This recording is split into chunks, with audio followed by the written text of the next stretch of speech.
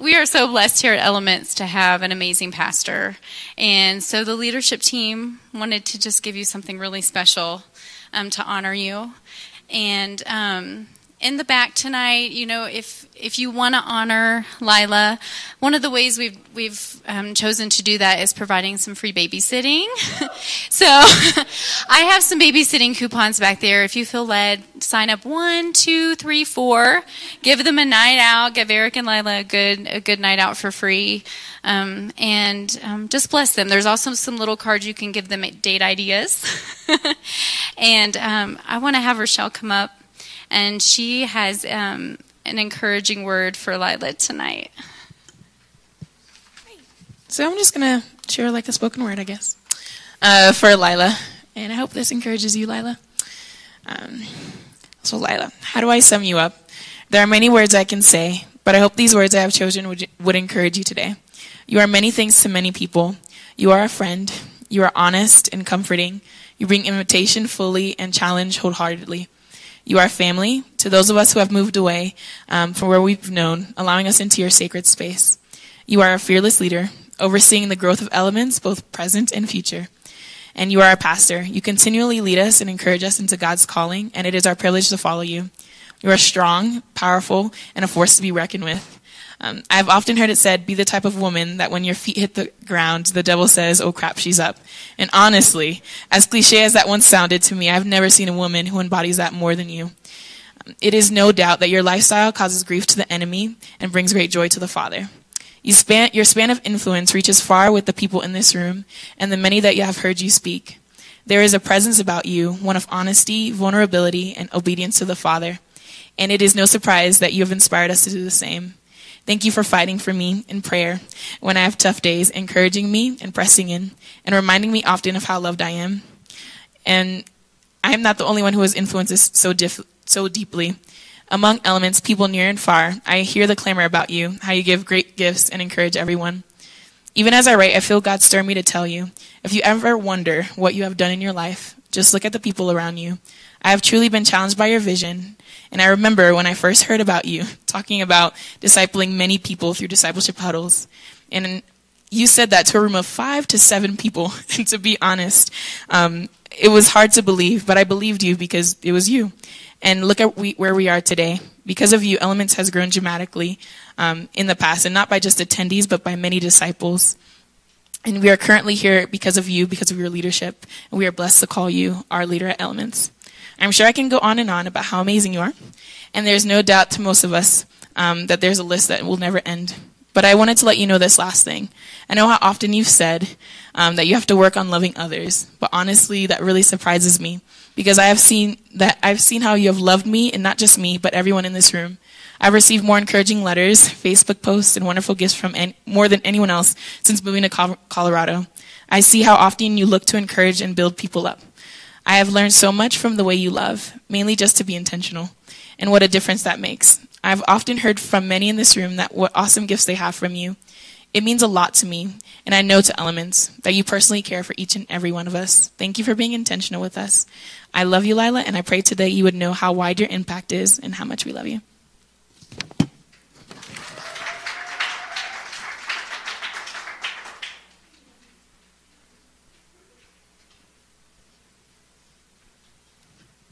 Wow, thank you. That seems like a little too much, but I appreciate it. I appreciate you guys so much. It's good. Really good. And then later we get to eat really yummy stuff, so that's the best. That's a good part. I love words. I love words. I could drown in words and be happy. And so thank you for using yours for me. I really appreciate that for all of you guys. I feel so blessed. I don't think I could have ever known, we use the term person of peace, someone who loves you, listens to you, receives from you, just kind of an easy, natural person who wants to spend time with you, that type of thing. And I have so many in my life right now. I feel so safe and comfortable and loved all the time. I don't feel like I have to prove myself to you guys. I don't feel like I have to change myself for you guys.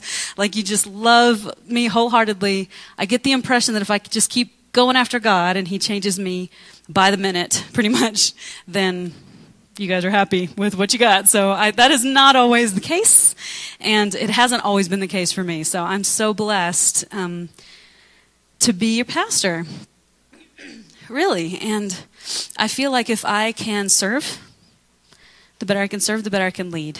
And Eric is not here tonight, but he sends his blessings. He's speaking somewhere in Virginia, and we'll be back tomorrow.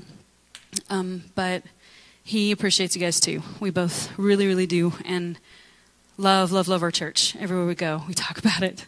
And yeah, there's some things that I think just have become normal for us here, that I step outside of this, either this county or this culture of discipleship, and I'm reminded it's not normal everywhere. When we were at the stand event, it was for women, and people were talking to women, and someone made the comment like, we never really talk to women. I'm like, that's because I'm just up front preaching every week like this. Just not like a thing. It's just normal. And there's just so many things about the way we interact and how we try to disciple one another that I hope are just normal. It's just the way it's supposed to be. So I am very, very, very blessed to have you guys in my life and to have this church in my life.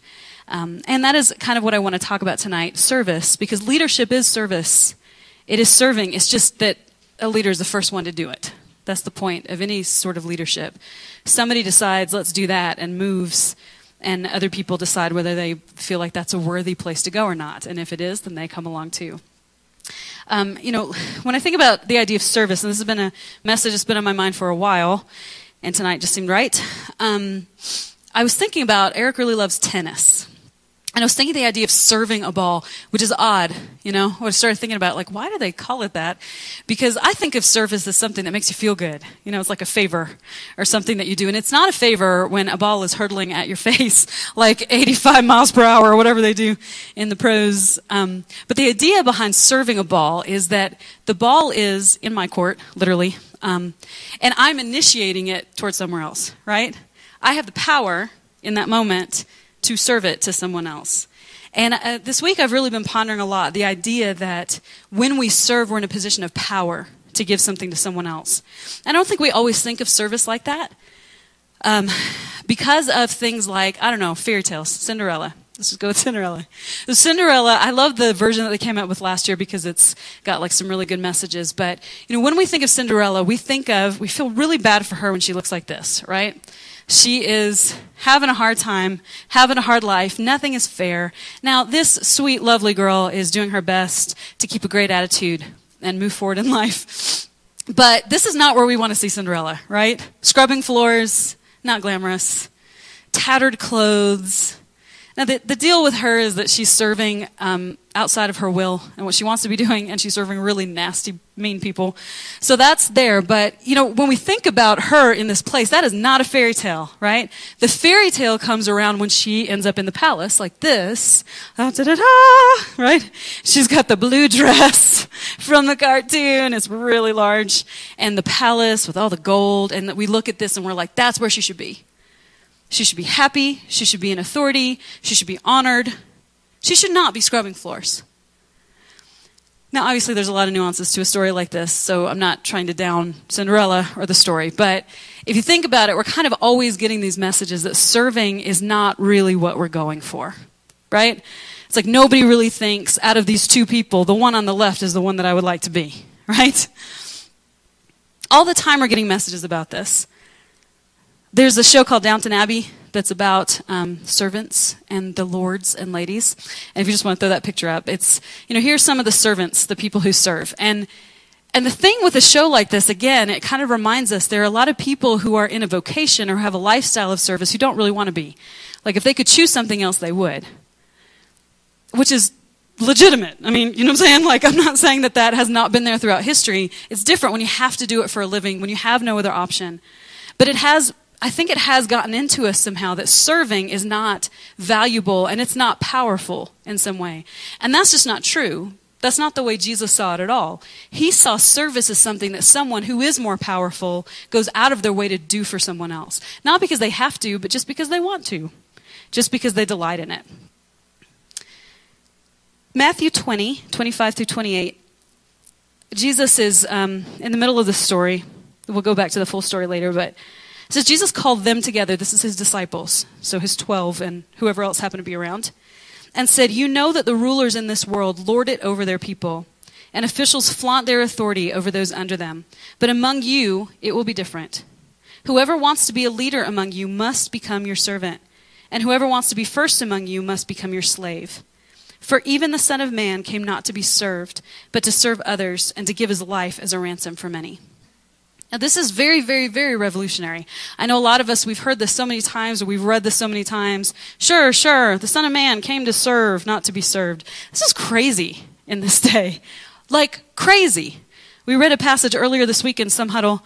It was a Moravian text for the day, so we're just reading it and talking about it. And it was basically Jesus saying to the Pharisees, if I had come in a way that you wanted me to, if I had come being all self-important and pompous, you would have received me. But because I came low, and I came humble, and I came the way I felt like it, because I'm God, you wouldn't receive me into your little club, and therefore you've left me out of this whole thing. Your loss. I mean, out of everybody, the Messiah had the ability, and in some way the expectation, to show up in a really fancy way. If anybody had the right to lord anything over anybody else, is Jesus. And yet he says, if you want to lead, you should be the first one to drop really low and serve. And if we think about his life, this is really the best example. Talk about a position of power. You know, Jesus was sitting at the right hand of the Father in heaven, where celestial beings do nothing but worship him all the time. I mean, there's a place in Revelation that talks about elders coming and falling on their face before him and saying, "Worthy, worthy, worthy is the Lamb." And then eventually, when they're done worshiping all they can, they get up. I guess they look at him again and they fall back down again. And as far as I can see, through all eternity and to all eternity, that's what they do. That's like their occupation, is to fall down before Jesus and say how amazing he is over and over and over again. Now, we forget, because we live here and we see there are many, many layers of life, and it's not real. It's not reality really in the same way that is, but there's so many layers of stuff between us and God. We forget that where he was sitting, he was in a position of power. Duh, right? Like, that's an understatement. He left all that. He came in the most humble way imaginable, submitted to his parents' authority, and grew up as a little kid, and I guess was potty trained at some point. I don't know. I have little kids, so I'm like, oh, I'd Mary do this with Jesus. Probably the same way I'm doing it with Chase. Very badly. But that was his life. I mean, he humbled himself. He became a person. He became a little person, which is about as humbling and powerless as you can get. I mean, the most powerless people in the world throughout all of history and every culture are children, right? And Jesus came in that way. He was the best example and will always be the best example of coming from a position of power and choosing to serve. But there's one place that we kind of all point to when we look at how Jesus served and how he tells us to serve each other. And that's when he washed the disciples' feet. So we're going to look at that passage real quick. In John. Before the Passover celebration, Jesus knew that his hour had come to leave this world and return to his Father. He had loved his disciples during his ministry on earth, and now he loved them to the very end. It was time for supper, and the devil had already prompted Judas, son of Simon Iscariot, to betray Jesus. Jesus knew that the Father had given him authority over everything, and that he had come from God and would return to God. So he got up from the table, took off his robe, wrapped a towel around his waist, and poured water into a basin. Then he began to wash the disciples' feet, drying them with the towel he had around him. When Jesus came to Simon Peter, Peter said to him, "Lord, are you going to wash my feet?" Jesus replied, "You don't understand now what I'm doing, but someday you will." "No," Peter protested, "you will never, ever wash my feet." Jesus replied, "Unless I wash you, you won't belong to me." Simon Peter exclaimed, "Then wash my hands and head as well, Lord, not just my feet." Jesus replied, "A person who is bathed all over does not need to wash, except for the feet, to be entirely clean. And you disciples are clean, but not all of you." For Jesus knew who would betray him. That is what he meant when he said, "Not all of you are clean." After washing their feet, he put on his robe again and sat down and asked, "Do you understand what I was doing? You call me teacher and Lord, and you're right, because that's what I am. And since I, your Lord and teacher, have washed your feet, you ought to wash each other's feet. I have given you an example to follow. Do as I have done to you. I tell you the truth, slaves are not greater than their master, nor is the messenger more important than the one who sends the message. Now that you know these things, God will bless you for doing them." So Jesus does this ridiculous thing where he washes their feet. So we kind of have to understand a little bit of the context of what's happening here with this. First of all, we think that when he's washing people's feet, it looked like this. This is kind of what I imagine. That's a graphic that I pulled up for this because the other one was kind of too nasty for you to see on every single slide. So we think, oh, lovely. Look, somebody's just taking a little foot bath.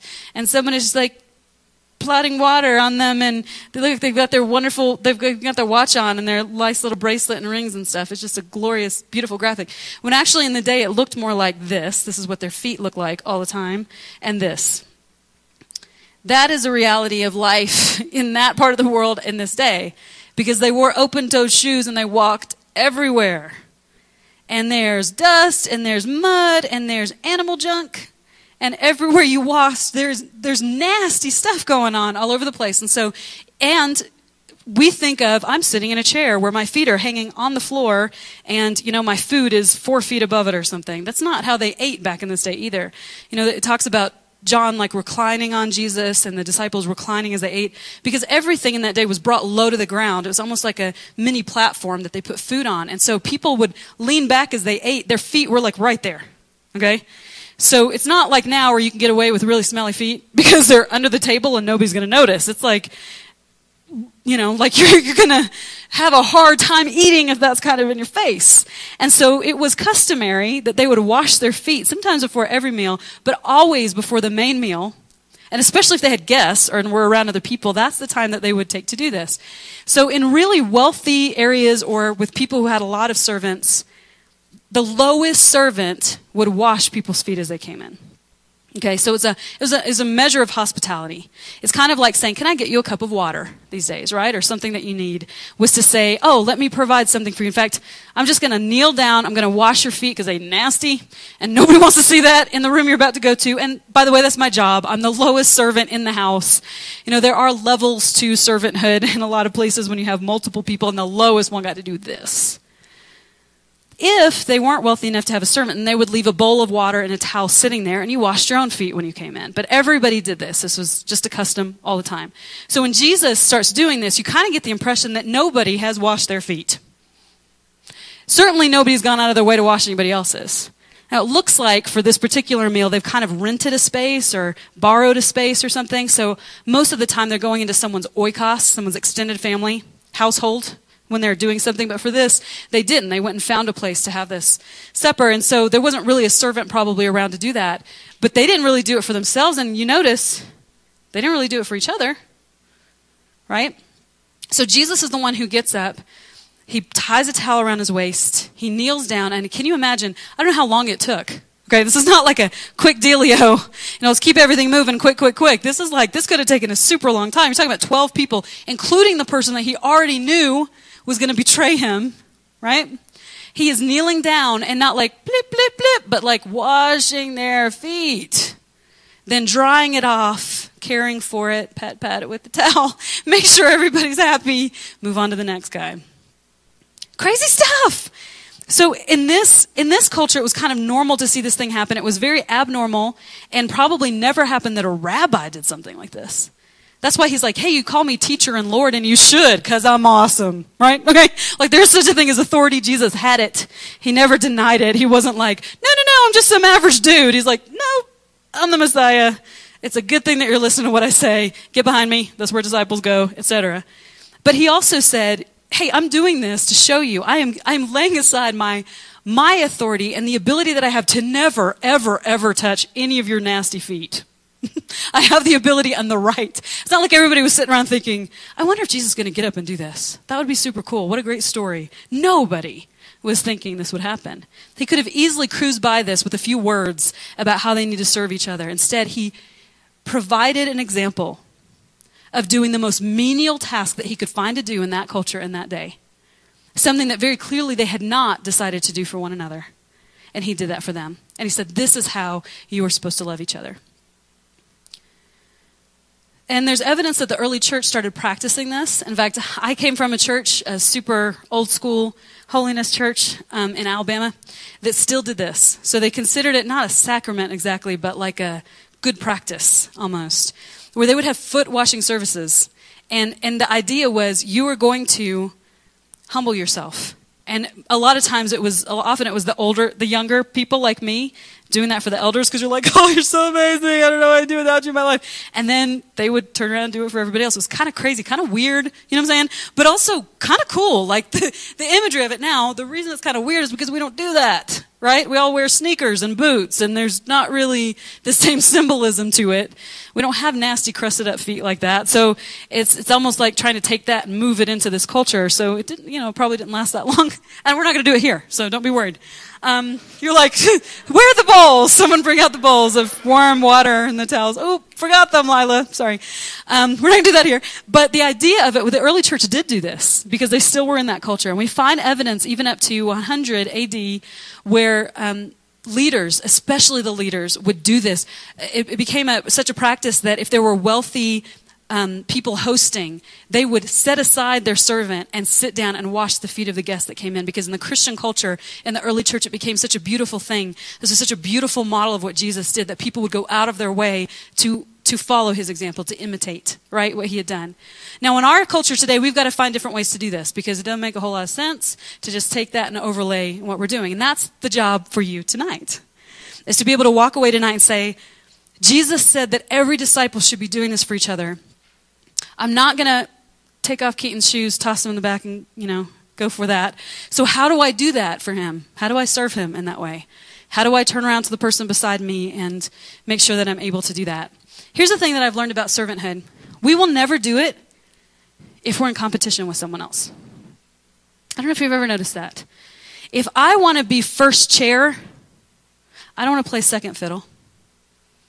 Then that means I have a really hard time for anybody who is a peer, or especially anybody who's an authority, if that's where I want to be, to ever serve, actually. There's a famous orchestra conductor. He was asked, what is the most difficult instrument to play and to find people to play? And he replied, second fiddle, the hardest one to find. He said, I can get plenty of first violinists, but to find the one who plays second fiddle with as much enthusiasm, or second French horn, or second flute, now that's a problem. And yet if no one plays second, we have no harmony. So if everybody wants to be the first one, if everybody wants to be the one shoving the melody out and sounding awesome and being the one that everybody looks to, then we don't have any harmony, right? It's hard to find people. I mean, think about that. It's not just human nature to want to be the one in the limelight. It's also American culture. Nobody dreams about being the chick who's like polishing people's boots, right? That's not the fairy tale that we tell our little people. We tell them one day you can be in a position of authority, and I guarantee you she never polished anybody's boots again. You know what I'm saying? That's like the victory of the story. You never have to serve anybody again. This is fantastic. Which, again, is kind of more like slavery, what was going on there, so I get it. But, I mean, that's not really what we put before people. Congratulations. You're amazing. You get to serve. Here's the lowest thing you can do. You have upgraded to that. Now, instead of being the one that people serve, when you step into leadership, you're the one who turns around and puts the towel around your waist. That's what Jesus did. That's what he showed us. And I look around, and I try not to look around in our country today. I try not to hear. I try not to go on Facebook. Every time I become enraged, and I just think, unfollow, unfollow, unfollow, unfollow. That's been my life lately. And I think power and control and aggression and all that stuff is so much a part of what we honor. What? That's not authority. It's not the same thing as authority. Authority can come walking in the room, when it's there. You know what I'm saying? It doesn't have to shove itself down anybody's throat. It doesn't have to prove itself. It doesn't have to stalk around being the biggest and the baddest. You know when someone has authority. You know when someone carries that. That's how Jesus was all the time. Never in a hurry, never in a rush, never moving too slowly. Always knew what the Father wanted, always carried authority. And he said, you don't have to act like those other people. In fact, if you're really serving me, go really, really low. When I do events with this organization I've been a part of now for years, just last week I was at one. If you're a leader, you show up 2-3 hours early. You don't just show up and speak and be the awesome person. You show up, you stuff name badges, you stuff the folders, you make the copies, you put out the tables, you put the chairs under the tables, you put the centerpieces on the tables where you put the chairs. You serve your little brain out, and then after the event is over and everybody else is like, oh, this was wonderful, high fives. As everybody's doing that who came to participate, the leaders are putting the chairs back and stacking them up and rolling the tables away and taking out the name badges and, keeping all this stuff and trying to figure out what to do with all the junk that's left around. I mean, that's what a leader does. You don't just show up and act like you're important. You serve. Nobody may see that. Nobody may notice that. I don't know how many times Eric and I don't travel as much now. We used to travel a lot. 200 churches maybe we've been to as like missionaries, talking about church planning, whatever. It's astonishing when people don't know we're the speakers, and they usually don't because I look like I'm 14, I guess. I don't know. And I'm like, my gray hairs, I'm like, don't pull them out. Don't pull them out. Leave them. We'll walk in there, and it's so interesting to see how people treat you when they don't know that you're the one there to minister, or how they don't mention you at all or look at you at all or whatever. The people who are serving, and usually my role, I get there and I just start helping people. I'm just like, okay, my kids are taken care of. What do I do? How can I help? Can I make some coffee? Can I whatever? I don't know how many times I've had people interested that I was a speaker afterwards because they thought I had shown up with somebody who was an assistant to somebody, and I was their third assistant down or something. Because serving is so beyond. Now, I'm not saying it's easy. I'm not saying it's natural to me. I want to sweep in a room and start talking about stuff that's important and get everybody riled up and go see something happen. I'm not looking for whether there's water in the tea dispenser and whether that needs to be refilled. Who refilled that, by the way? Who refilled that? Was that Andrew? That was Kyle. Where's Kyle? Somebody, because I walked by it earlier and it was gone. I was like, somebody is refilled. Somebody noticed that after this service, somebody wasn't going to have water for tea and took it upon themselves to go in the bathroom, fill it up, stick it back on there, and warm it all up for everybody else. You know what I'm saying? That's what it means. I know that's a silly example, but it happens all the time. That's the kind of stuff I notice. I'm looking out for all the time. The only reason I'm preaching this sermon is because Andrew has been preaching it to me for about a year, and all the rest of us, which is, how you doing serving people? Even like that kind of, right? Like he kind of does. He doesn't do that, but it's kind of feel like with Andrew, he's kind of doing that. I mean, how are you serving people? How's it going? Are you serving anybody? Who are you serving? How's it going? Let me take a minute. Even in the middle of our meetings, everybody's like, oh, he's like, no, just think. How's it going? Like really getting us to think like, no, for real. This is what it means to be a follower of Jesus. If Jesus is going to tie a towel around his waist and get down on his knees and wash people's nasty, crusty feet, then there's got to be something that I can do for someone else.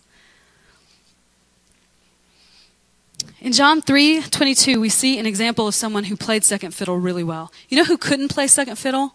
King Saul. King Saul had to either be a nobody or had to be the king, to the point that he would rather take his life in the end than see somebody else become king. Now, David was a shepherd before he became king, and he remembered that his whole life. And he could get kicked right back to the field. I mean, he stepped into being a king, which is kind of crazy when you think about it. That doesn't mean he was prideful. It means that he obeyed. He just happened to go all the way into a palace and have, crazy authority the rest of his life. That doesn't mean that he was prideful. It just means he did what God asked him. And you know why God asked him? Because he was in a field, completely content, happy, looking after sheep and goats, worshiping God through these psalms, many of which he wrote early in his life. That's why God could trust him, because he wasn't looking to be king. He wasn't looking through the cracks of the door when Samuel showed up, wondering if he was going to be invited into that room. He was worshiping God out in some field somewhere, not even really noticing that his own father didn't have him in that room to start with. Even his own father didn't believe in him enough to bring him in there. He didn't care. Or at least not that I can see. There are a lot of people who are really bad at playing second fiddle. If I can't be chief, I don't want to do it. If I can't be the leader, forget it. I'm not going to go along and serve somebody else. John the Baptist was one of the best examples we have of somebody who played second fiddle. And you're talking about, I know it seems weird because it's like, well, that's to the Messiah. That was easy. But think about it. He's his cousin, Here comes John the Baptist off in the wilderness, spending all these years with God, literally in the desert, okay? Probably his parents passed away when he was young, we're going to guess, because they were old. He spent all this time refining this message that has cost him everything. He comes out, he starts preaching it, eventually gets to the point where people are actually listening. Now, he doesn't have to be popular because he's not an evangelist or a pastor type. He doesn't need to be popular. He's a prophet. He just needs people to listen. That's the only thing that matters to a prophet, and they're listening. And people are being transformed, they're being changed, and then Jesus shows up. And all of a sudden, the limelight of this amazing forerunner shifts to Jesus. And we see this in John 3. His disciples are having a hard time wrapping their head around this. Jesus went on with his disciples into the Judean countryside and relaxed with them there. He was also baptizing. At the same time, John was baptizing over at Aenon near Salim, where water was abundant. This was before John was thrown into jail. John's disciples got into an argument with the establishment Jews over the nature of baptism. They came to John and said, "Rabbi, you know the one who was with you on the other side of the Jordan? The one you authorized with your witness?" See where they're coming from? "Well, he's now competing with us. He's baptizing too, and everyone's going to him instead of us." See the competition in there?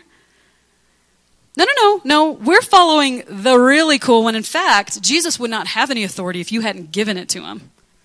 You're the one who has the real authority, and now all these people are going over to him.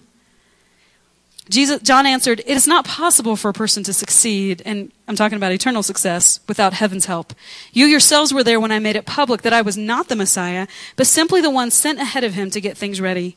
The one who gets the bride is, by definition, the bridegroom. And the bridegroom's friend, his best man, that's me. And placed at his side, where he can hear every word, is genuinely happy. How could he be jealous when he knows that the wedding is finished and the marriage is off to a good start? That's why my cup is running over. This is the assigned moment for him to move into the center, while I slip off to the sidelines." And he did very much slip off to the sidelines, and then he got killed. So John's done. I mean, he has barely come onto the scene when he's done. And anybody who looked at it in terms of this competition, like his disciples were looking at it, would look at that and think, "Well, that's not really fair. Look at everything you've done. Look at everything good that you have left to do and to say." And all John was consumed with is, what is my job here? I'm not the groom. In a wedding, everybody's eyes should be on the bride and groom. They're not on the best man. The best man is there to be a support and to be there in joy and to help and to say, da-da-da-da, these are the good people that you're all here to see. I mean, he was masterful at playing second fiddle to the point that he said, "I have to decrease." And he did. He decreased all the way down to the point that afterwards Jesus was like, "You guys don't even really remember him. He was the voice of the one calling in the desert. He's the one that made way for me." His whole job was to be a forerunner, to be the one that runs out in front of the king's carriage and calls to everybody, "He's coming, he's coming, he's coming." That was his whole job, and he did it. He did it well. He did it briefly, and it was gone. Masterful at playing second fiddle. Never a single time did John start to think. I mean, people were coming to him saying, "Are you the Messiah? Are you the Messiah?" Somebody who has a hard time with their identity and really knowing what it is God called them to do, they may not claim to be it, but they might let people think here and there. They might kind of stroke themselves a little bit that I'm awesome enough that you'd actually think I'm the Messiah. I mean, that would be kind of a rush, right? You think that's me? No, it's totally not me, but that feels pretty good. Pride comes because of insecurity, because we don't know who we are in Christ, and so we got to find it in everything else around. And John was so stable, so secure in who he was. You know, the verse that he refers back to, where he says, "Make the low places high and the high places low in preparation for the king." That's because back in their day, they didn't have paved roads like this. It was a rough ride in a carriage or a chariot or whatever. And there were people, if they knew where the king was going, because, everything took so long in that day, they always knew where the king was going. There were people who would come along and build up the road. Think about this. This is how much preparation it took to make a smooth way for the king to come in. There were people who would literally make the low places higher and the high places lower to flatten out the road so that when the king came, it was ready. And it was smooth sailing. And that was John's job. He says, that's me. That's what I was here to do. All I was here to do was make everything ready for him. He's the one who should be high and lifted up. I'm not. And so he served and he served and he served because he didn't care if he was in the limelight or if he was playing second fiddle. It gets a bad rap. Serving, playing second fiddle, all this stuff. It gets a bad rap. I had to read because I don't know football, but apparently, right. The quarterback is the name. I know I don't know enough names to actually know multiple names of somebody on a team, so that's usually the name I know. It's a quarterback. The most important person on the team, really, in many ways, right? Highest paid, easily. The one that everybody knows about. I read this week that the second highest paid person on any team, let me get this right, is the left offensive end.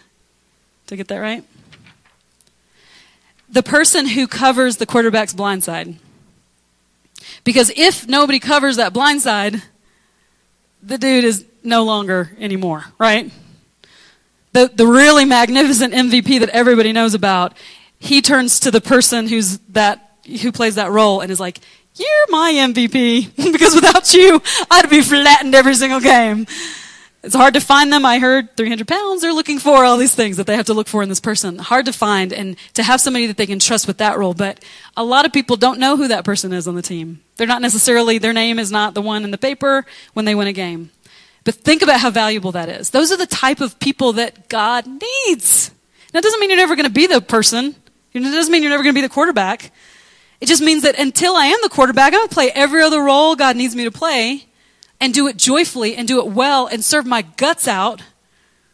And maybe he never makes me quarterback, or when he does, I actually have a value for all these other people. I'm not just some arrogant, jerk face that's like, thinks it's all about them. So who is Jesus talking about when he's talking about wash people's feet? He's not telling the disciples that they need to do this for the multitudes. He's not telling them they need to do it for people they meet on the road or the people that they start the church with. He is saying, look around this table.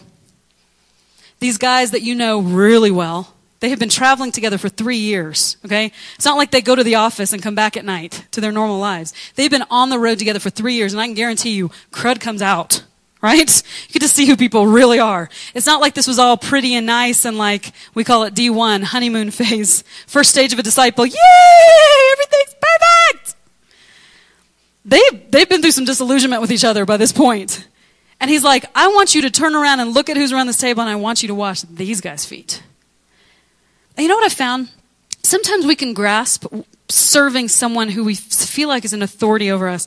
And we can maybe even grasp them doing that for us, but we have a hard time doing that for our peers. Right? I mean, think about it. Everybody walked into that room and nobody decided, I will be the one to hang back from this group, that I am one of them. There's really no distinction that anybody else is making, right? I am absolutely part of this group, and yet I am going to choose to step back and take the role of a servant. Nobody did that. If somebody had said, Jesus is coming in here, somebody wash his feet, I think a few of them would have jumped up and done it. But they wouldn't do that for each other. And how do we do that for each other? Because sometimes it's hard to play second fiddle to our peers. Especially if we know we can probably play first fiddle just as well as they can. Competition will always get us in this. Always. If we're competing with somebody for anything, even if it's just like, that's the person who sings. That's the person who speaks. Man, that's the person who's the greatest listener you'll ever know. Identity, right there. Just found some identity. Sink that anchor in. This one is the fiery one who says what he thinks. There's your identity. Sink it in. Before we know it, we have attached our identity to all these different things. We become that person, and then we are really threatened when anybody comes around who has the same. I mean, it's amazing. When two people are side by side and have some of the same skills, those are the people who never can seem to really ever serve each other. I don't know if you ever noticed that. If you're wildly different from me, easy. You're not threatening my identity at all. If you're like me, it's hard. Maybe it's just me. I don't know. I've been in a lot of environments where I have a lot of peers, and I have noticed the ones that I want to go out of my way to serve or to lift up or to say, no, you want that person doing this thing. The ones that it's hardest for are the ones who are like me, or the ones who I feel in some way a little bit competitive with. Constantly trying to rip those roots of that stuff out, because what it comes down to is I'm not completely secure in how God's made me, or I really wouldn't need that other thing. I could drop down on my knees, grab a towel from somewhere and a little basin of water and wash that person's feet and say, look at how amazing they are, if I'm not threatened in my own identity. And it always comes back to covenant, doesn't it? It always comes back to that rootedness. 1 Peter 4:10 says, each of you should use whatever gift you have received to serve others as faithful stewards of God's grace in its various forms. Daniel and Joseph, some of the best servants we see in the Old Testament. Joseph was never Pharaoh. Was he? Daniel was never king. He was never emperor. They served even heathens because there was a need there.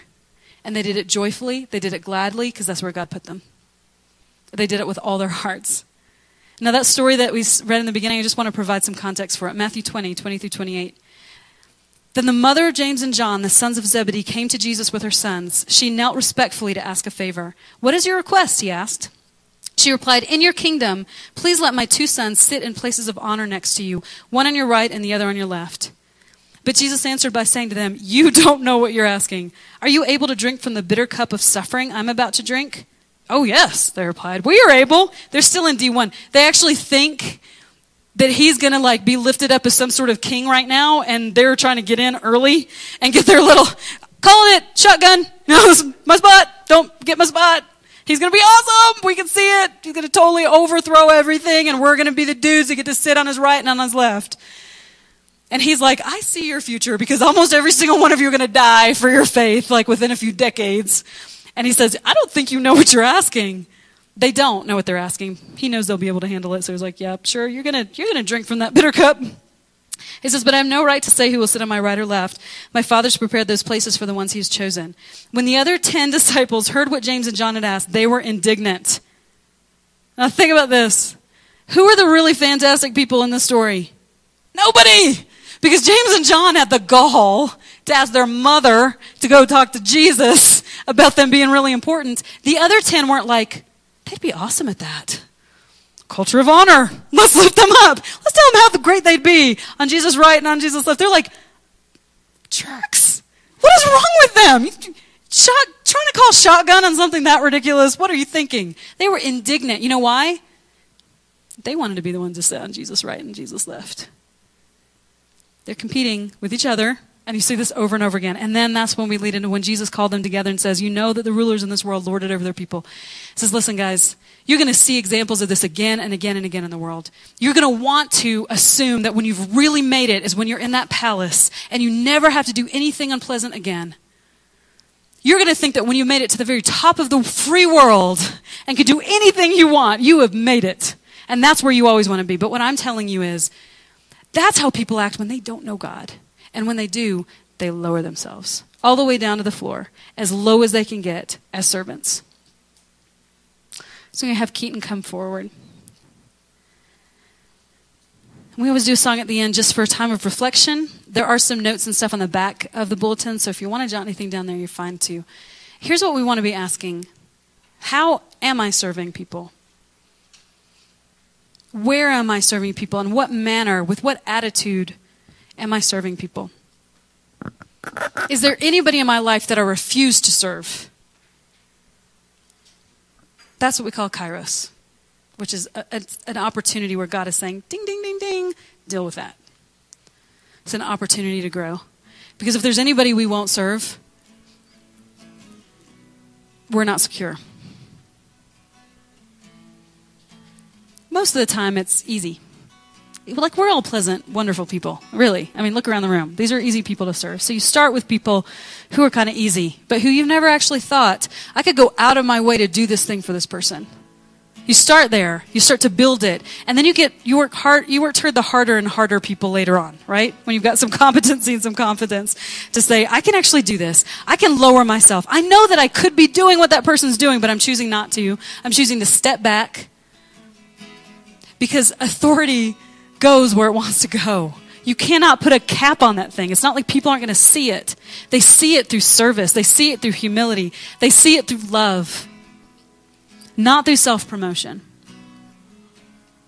So Lord, today we look at your example and we want you to show us specific, measurable ways that we can grow and change in this. Because we don't need to be here on a Sunday night just listening to great things from a Bible that we could be reading at home. We're coming together tonight to hear what you have to say about this and to go away changed. Because if nothing changes in our lives, we're not becoming disciples. So we're hearing you tonight. Whatever you want to speak to us as we worship, you say whatever you want to say to us. And then we want to act it out. We want to do something about it. By the end of the week, we want to do something about it so that we've changed even a tiniest bit. We want to change. We want to look like you. We want you to be pleased with how we're representing your kingdom. We want people to be able to look at our community and say, those are people who love each other and who serve. I know the competencies. I know the gifts. I know the skills in that person. And yet, they always serve. Lord, help us to be those people who look like you in that way.